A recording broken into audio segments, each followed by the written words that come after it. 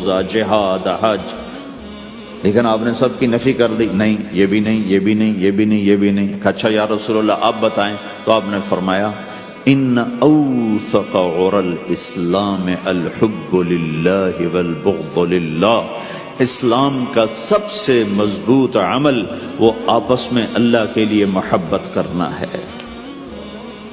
اسلام کا سب سے مضبوط عمل وہ آپس میں اللہ کے لیے محبت کرنا ہے۔ اسلام کا سب سے مضبوط عمل وہ محبت ہے، اللہ کے لیے بغض ہے، اللہ کے لیے محبت ہے، یہ اسلام کا سب سے مضبوط عمل ہے۔ تو بھائیو، یہ چھوٹا سا معاشرہ اسلامی بن جائے، اس کے لیے بنیاد میں نے پہلے بتا دی، اب چھت بتا رہا ہوں، وہ ہیں اچھے اخلاق۔ اللہ تعالیٰ نے جب ہمارے نبی نے نماز لمبی پڑھی تو اللہ نے کہا درمیانی پڑھو، میں نے ابھی بتایا۔ تبلیغ میں دکھ زیادہ جھیلا تو اللہ نے کہا درمیانہ چلو۔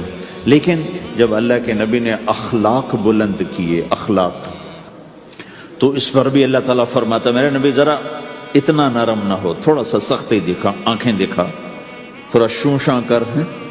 تو میرے رب نے کیا کہا؟ واہ، میرے رب نے آپ کے اخلاق کی جیسی تعریف کی ہے، آپ کے کسی عمل کی ایسی تعریف نہیں کی۔ نماز کو کہا معتدل، اعتدال، دعوت کو کہا اعتدال، اور اخلاق کو کیا کہا؟ انک لعلی خلق عظیم، اور اس کو طاقت پہنچائی قسم اٹھا کے، نون، پھر قسم اٹھائی قلم کی جو علم کا ذریعہ ہے، والقلم وما یسطرون، مجھے قسم ہے قلم اور اس کی تحریر کی، ما انت بنعمت ربک بمجنون وان لک لاجرا غیر ممنون۔ ان دو آیتوں کو چھوڑ کر اگلی جو آیت آ رہی وانک لعلی خلق عظیم، اے میرے محبوب میں قسم اٹھاتا ہوں قلم اور اس کی تحریر کی، تیرے اخلاق بڑے عالی شان ہیں۔ یہ نہیں کہا تیرے اخلاق بڑے عالی ہیں، انک لعلی، علا، علا کا یہاں بہت عظیم الشان کردار ہے۔ علا یہ بتا رہا ہے کہ اے میرے نبی، جتنے اخلاق تصور کیے جا سکتے ہیں وہ سب تیرے تابع ہو چکے ہیں، اور تو ان پہ سوار ہو چکا ہے، تو ان پہ چھا چکا۔ علا چھا جانے کے لیے ہوتا ہے کہ تمام اخلاق تیرے غلام ہو چکے ہیں۔ ایک دفعہ آپ نے فرمایا اچھے اخلاق 360 قسم ہیں، 360 قسم، 360 صفات کا مجموعہ اچھے اخلاق۔ کوئی ایک صفت کسی کو مل گئی تو جنت میں چلا جائے گا۔ تو ابو بکر رضی اللہ عنہ سامنے بیٹھے تھے، کہنے لگے یا رسول اللہ افی منہا شیء، ان 360 میں کوئی میرے اندر بھی کچھ ہے؟ تو آپ نے کہا تیرے اندر سارے کا سارا، کوئی کمی کوئی نہیں، پورے۔ یہ آپ نے اور کسی کو نہیں کہا، صرف آپ نے یہ ابو بکر سے فرمایا کہ ابو بکر تیرے اندر پورے اخلاق 360۔ تو بھائیو، آپس کی محبت اور اچھے اخلاق یہ اسلام کا سب سے چوٹی کا سبق، سب سے اعلیٰ درجے کا سبق۔ اب ایک حدیث میں جو حدیث جبریل کہلاتی ہے، وہ انسانی شکل میں آ کر پوچھتے ہیں یا رسول اللہ اسلام کیا ہے؟ تو آپ کہتے ہیں کلمہ، نماز، روزہ، حج، زکوٰۃ، یہ اسلام ہے۔ یہی سوال اب آخری حج کا موقع آ چکا ہے، اب اسلام 9 سال آگے، 10 سال آگے جا چکا ہے اور اس کی شکل مکمل ہو چکی ہے۔ تو عمر بن عبسہ رضی اللہ تعالیٰ عنہ یہ آخری حج کے موقع پر آپ سے ملتے ہیں اور آ کر یہ آپ سے پوچھتے ہیں یا رسول اللہ مل اسلام؟ سوال ایک ہے، مل اسلام؟ شروع میں مدینے کے داخلے کے شروع میں جبریل انسانی شکل میں آتے ہیں اور کہتے ہیں مل اسلام، اسلام کیا ہے؟ تو آپ کہتے ہیں کلمہ، نماز، روزہ، حج، زکوٰۃ۔ اب یہی سوال 10 سال کے بعد یا 9 سال کے بعد عمر بن عبسہ کہتے ہیں یا رسول اللہ مل اسلام، اسلام کیا ہے؟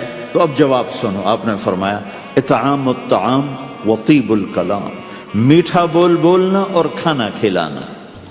کسی سے میٹھا بول بولنا کتنا عظیم ہے میرے اللہ کی بارگاہ میں کہ آپ نے فرمایا ابتسامک فی وجہ اخیک صدقہ، تو اگر کسی مسلمان کو ہنس کے مل لے تو یہ بھی تیرے لیے صدقے کا ثواب، صدقہ لکھا جائے گا۔ جبریل کہتے ہیں یا رسول اللہ مل ایمان، ایمان کیا ہے؟ تو آپ فرماتے ہیں اللہ کو ماننا، فرشتوں کو ماننا، نبیوں کو ماننا، کتابوں کو ماننا، تقدیر کو ماننا، موت کے بعد کی زندگی کا اقرار کرنا، ان تؤمن باللہ وملائکتہ وکتبہ ورسلہ وبالبعث بعد الموت، یہ ہے ابتدائی جواب۔ اب یہی سوال عمرو بن عبسہ کرتے ہیں 9 سال کے بعد، یا رسول اللہ مل ایمان، ایمان کیا ہے؟ تو آپ نے فرمایا الصبر والسماحہ، صبر کرنا، معاف کرنا۔ سوال ایک ہے، جواب 2 ہیں، کیوں کہ جگہ اور نوعیت بدل چکی ہے۔ ابتدائے اسلام ہے تو عبادات بتائی جا رہی ہیں، انتہائی اسلام ہے تو اخلاق بتائے جا رہے ہیں کہ اے عمر، ایمان کیا ہے؟ صبر کرنا، معاف کرنا، صبر کرنا، معاف کرنا۔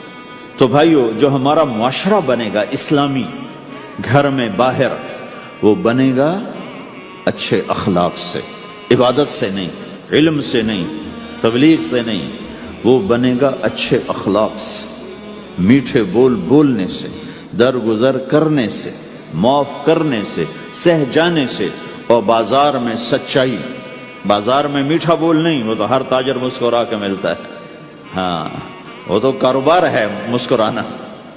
سچا بول، الصدق ینجی والکذب یہلک، میرے نبی نے فرمایا سچ نجات دیتا ہے اور جھوٹ ہلاک کر دیتا ہے۔ تو بازار کے اخلاق ہیں صحیح بولنا، صحیح تولنا، دھوکہ نہ دینا۔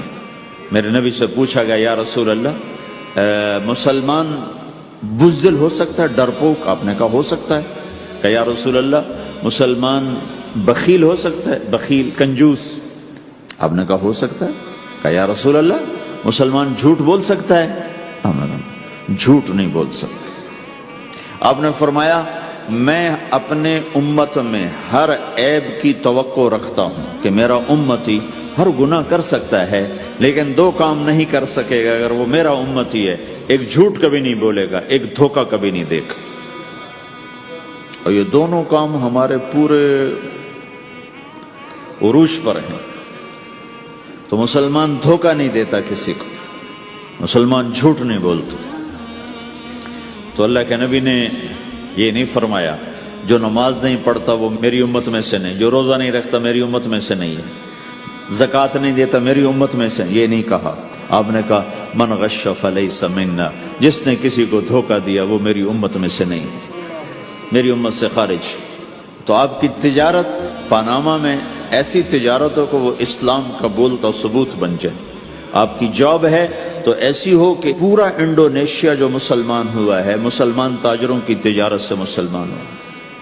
ملائیشیا، انڈونیشیا، فلپائن، ان علاقوں میں جتنا اسلام پھیلا ہے یہ تاجروں کی محنت سے پھیلا ہے۔ کہاں کے تاجر؟ یمن کے عرب تاجر، ان کے عالی اخلاق، ان کا سچا بول، ان کا صحیح ترازو، اس نے لوگوں کے قلوب کو پھیر دیا کہ یہ پیسے کے غلام نہیں ہیں۔ تو ہماری تجارت اس لیے نہیں کہ ہم پیسہ بنائیں، ہماری تجارت اس لیے کہ ہم تجارت میں اللہ کے احکام زندہ کریں، جس میں سب سے بڑا حکم سچ بولنا ہے اور دھوکے سے بچنا ہے، اور غلط کاروبار سے، غلط کام سے بچنا ہے۔ صرف ہم پیسہ نہیں کماتے، ہم اللہ کا امر دیکھتے ہیں کہ اگر میرے اللہ کے حکم کے مطابق ہے تو ٹھیک، اگر اس کے مطابق ہم چھوڑ دیں تو بھائیو اپنے پہچان کرواؤ سچائی کے ساتھ، دیانت کے ساتھ، دھوکے سے بچتے ہوئے۔ ایک تاجر مجھے بڑے فخر سے بتا رہا، فیصل آباد کی بات، کہ جب میں صبح صبح قرآن پڑھ رہا تھا دکان پہ بیٹھا ہوا، کپڑے کا تاجر، تو ایک گاہک آ گیا، کہا جی آپ قرآن پڑھ رہے ہو، بھلے آدمی لگتے ہو، تو میں نے بیٹی کے جہیز کے لیے کپڑا خریدنا ہے، تو میں نے کہا آپ سے خرید لیتا ہوں۔ تو وہ پھر ہنس کے کہنا جی میں نے 16 روپے میٹر والا کپڑا 48 روپے میٹر میں بیچ دیا۔ میں نے کہا واہ بھائی واہ، قرآن کی قیمت بڑی تھوڑی لگائی تو۔ ہائے ہائے ہائے ہائے، اس کو شرم بھی نہیں آ رہی اس بات پر، احساس ہی کوئی نہیں کہ اس نے قرآن پڑھتے دیکھ کر اعتماد کیا اور اس نے قرآن سے ہی اس کو دھوکہ دیا کہ پورے بازار میں 16 روپے گز ہے وہ کپڑا، وہ 48 روپے اس کو بیچ رہا ہے۔ اگر اپنے نبی کی بات سنو، آپ نے کہا سچا تاجر قیامت کے دن نبیوں کے ساتھ کھڑا کیا جائے گا۔ کیوں کہ ہر موقع پہ جھوٹ بولا جا سکتا ہے، پروفٹ کمایا جا سکتا ہے، دھوکہ دیا جا سکتا ہے، فراڈ کیا جا سکتا ہے، اور اس سے بچتا ہے بچتا ہے بچتا ہے بچتا ہے، نہ اپنوں کو دھوکہ دیتا ہے نہ غیروں کو دھوکہ دیتا ہے۔ جب انگریز کا دور تھا، دلی میں ایک جیب کترا تھا، جیب کاٹنے والا، تو وہ یہ سکھایا کرتا تھا لڑکوں کو